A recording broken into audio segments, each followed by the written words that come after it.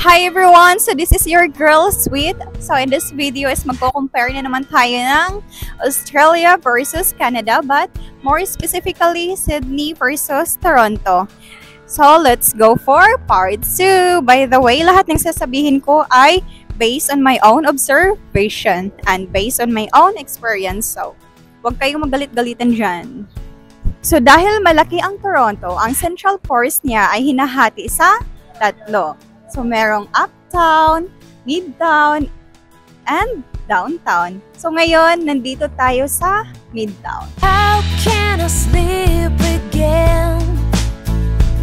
Diba, sobrang laki? Midtown pa lang to. Hindi pa kasama ang uptown at lalong-lalo na ang downtown. So, sa Sydney, ang city core nila or mas kilala sa tinatawag na Central Business District or kung saan magkasunod-sunod ang mga building ay nagsisimula ito from Wynyard, Town Hall, Central to Circular Quay. Basta nandyan ang mga area lang. So, parang sa opposite side niya, meron ding tinatawag na Parramatta. Parang opposite side from the city sa mga town hall. So, sa ang Parramatta is marami ding mga businesses, schools, pero hindi siya ganun kalakihan. So, dito sa Toronto, mas malaki yung kanilang city core. As you can see, merong uptown, midtown, downtown, and nakita nyo naman kung gaano kalaki ang midtown pa lang. So, lalong-lalo na dito sa downtown, sobrang laki talaga. Overall, ang Toronto is sobrang daming financial and commercial infrastructures. So, ang mga nakatira dito is more like nakakondo apartment talaga kaysa sa mga nasa village or suburb. Unlike sa Sydney, sobrang daming suburb area nila. So, take note, ang pinag-uusapan natin dito is ang city core only. And pagdating naman sa greater territory, syempre, mas malaki ang Sydney. So, from midtown, ngayon, nandito na naman tayo sa downtown. So, sobrang laki ng downtown Toronto, tinatawag siya na concrete jungle. So, para siyang jungle na puro malalaking building and lahat is concrete lang talaga. So, when it comes to pedestrian naman, kung sa Australia, pag may nakita kayong pedestrian, like that one, may linya-linya, pwede kang tumawid lang diretsyo. At yung mga car, automatic lang silang mag-stop. But here in Toronto, take note, kung mahal mo ang buhay mo, kailangan mong magbasa.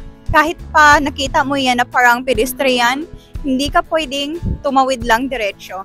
Kailangan mo muna tong i-press. Look, point, kailangan mo tong i-press dito. Dahil hindi mag-i-stop ang mga car kung hindi nagbi-blink yung signal. So, dito sa Toronto, pag may nakikita kayong ganyan, it means pedestrian. So, pwede na, no need na kayong may pipindutin. So, pwede na tumawid lang kayo diretsyo. Like, and yung mga car, automatic lang din silang mag-stop. For example. O yan, nakikita nyo na yan. Yun na yun. So, same sa Australia, meron ding part ng pedestrian na wala ka nang pipindutin at diretsyo ka nang tumawid. So, a quick share. Nung first day ko dito sa Toronto, dahil nga nasanay ako sa pedestrian sa Australia na diretso lang tawid pag may nakitang ganyan. So, sa aming suburb, merong pedestrian and hindi ko alam na kailangan pala i-press. Tapos, itong sign, yung ganyan na sign, look and point, na wala. Siguro dahil sobrang old and ganun. Basta wala na siyang sign. And so, wala akong idea talaga na kailangan ko i-press. So, sobrang naano na talaga ako. Gusto kong tumawid. Pero yung mga car, hindi sila nag-i-stop. Like, oh my gosh, bakit? Anong problema? And then, hindi ko talaga like, I don't have any idea talaga na kailangan i-press yan. Dahil wala ngang sign, nawala yung sign. So, yun, tumawid pa rin ako. Chink! Tapos, grabe yung pag-pipip ng mga car. Pip! Ganon! Tapos sabi nila, tapos may dumaan na lalaki, sabi niya sa akin na, you need to press this one. Tapos yun, okay, ganyan pala. So, simula nun, every time na tatawid ako ng pedestrian, naghahanap muna ako ng sign or mga ganyan, baka may kailangan pang i-press, baka yung pedestrian na yun is hindi pwedeng tumawid diretsyo. So, magbasa at mag-observe talaga para ligtas ang may alam. So dito sa Toronto, every intersection is may traffic light or stop sign. Kaya pag sasakay ka ng bus, tapos nalagpasan ka sa isang bus, well, pwede mo lang siyang habulin sa kabilang bus stop kasi sobrang lapit lang talaga. And also, what if pag ikaw na naman yung nasa bus, palaging nag-i-stop yung bus kasi sobrang ano lang ng interval. Sobrang lapit lang ng interval. Example, pag tingin nyo dyan, may stop sign. Diba? May stop sign. Tapos, pag tingin na naman dito sa likod ko, may another stop sign na naman. Stop, stop, stop. Kaya mas matagal ang biyahe ko. Diba? Sobrang yaman ni Canada pagdating sa traffic light. Char! Sana all maraming budget. So, sa Australia, pag sasakay ka ng bus, kailangan, same with the train station, kailangan tap on and tap off. So, dito sa Canada, pag sasakay ka ng bus, tap on lang. No need ka nang mag-tap off. And also, sa Australia, pag bababa ka, ang door ng bus doon is automatic lang mag-o-open. Dito sa Canada, sa Toronto lang ha, hindi ko alam sa ibang area. Pero dito sa Toronto, pag sasakay ka ng bus, tapos bababa ka, kailangan mo i-push yung door. Kasi hindi siya mag-open kung hindi mo i-push. Minsan nga yung iba, yung bago pa din dito, kailangan ka pang sumigaw ng back door, please! Kasi minsan, nakakalimutan ng driver i-open yung back door. Yung sa front door lang yung palagi niyang ino-open. So, kailangan mo talaga i-push pag bababa ka sa back door. So, sa Australia, ang mga bus and train station, subway doon is obviously malinis.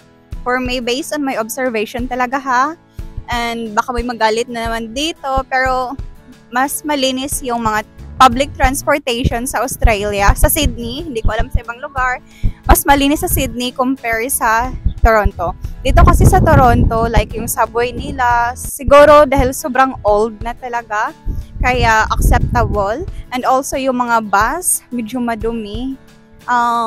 Medyo madumi siya compared, mas malinis talaga sa Australia, sa Sydney. So, yung mga bus dito, and yung subway, hindi siya ganun kalinis, pero okay lang din.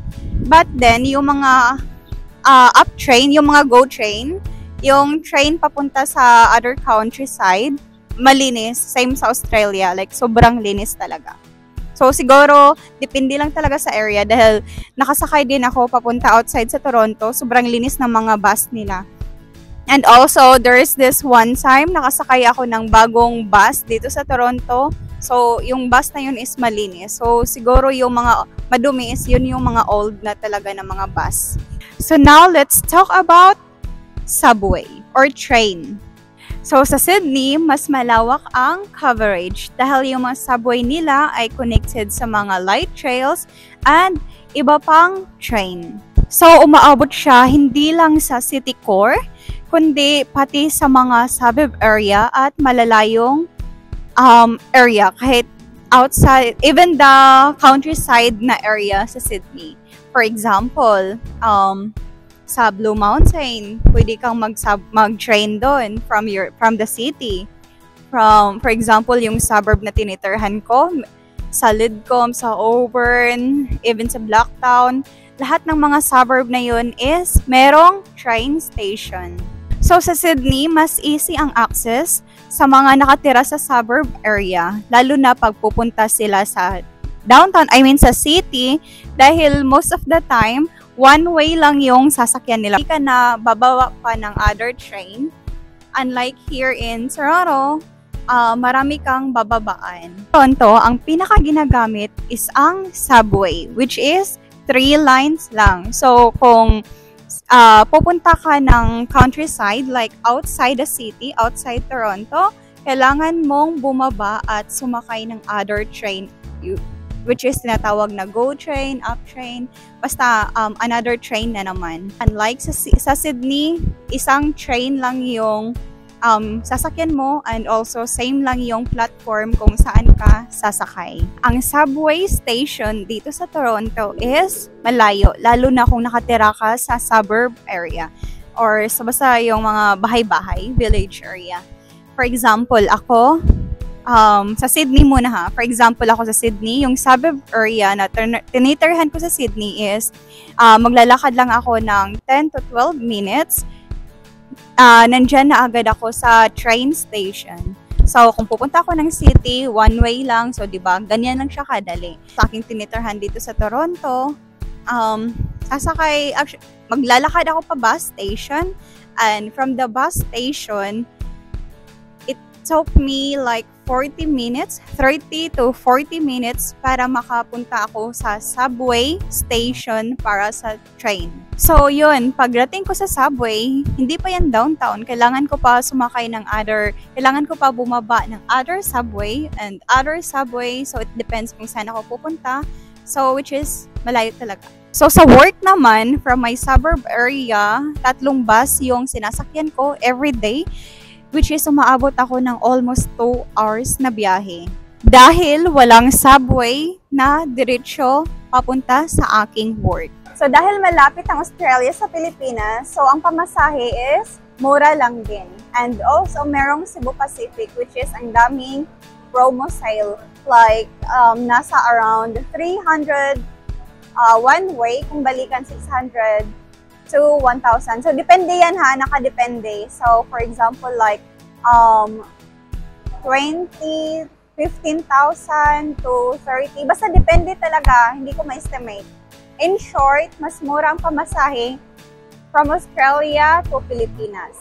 Dito sa Toronto, obviously, malayo ang Canada sa Pilipinas. So, expected na mas mahal yung pamasahe pag uuwi ka ng Pilipinas. So, yung mga Filipino dito is hindi talaga basta-basta makauwi ng Pilipinas. So, before sila magbakasyon is kailangan talaga pag-isipan at dapat planado ang financial namin. Charot, financial.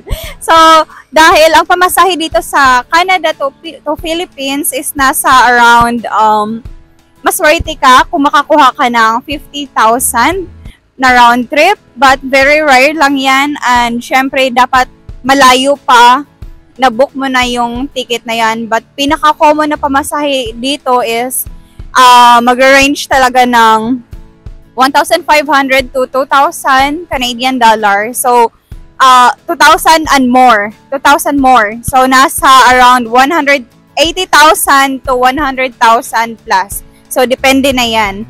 Lalong-lalo na pag ako uuwi, na taga Mindanao ako, pagdating ko sa Manila, kukuha pa ako ng another plane ticket pa Mindanao, so another expenses na naman. So, kailangan talaga pag uuwi ng Pilipinas is planado.